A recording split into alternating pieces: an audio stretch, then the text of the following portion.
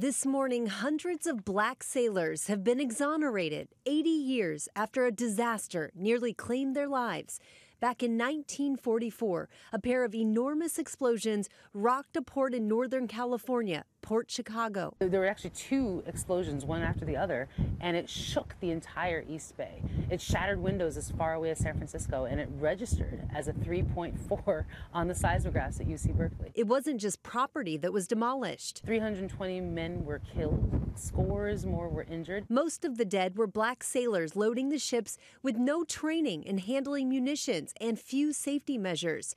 After the explosions, the survivors refused orders to keep loading the munitions. The supervising officers, who were white, were given hardship leave, but the black sailors, 256 of them, were court-martialed. They're moved to a different location. They were moved to Mare Island. They were asked to continue doing that work, and they stood up for their civil rights. Many agreed to go back to work, but 50 held out. They were charged with mutiny. But yesterday, the Pentagon announced all 256 will now be exonerated, an attempt to rectify the injustice all these years later. For us to be able to celebrate our nation, to celebrate our country, and say that, hey, we have recognized our past wrongs.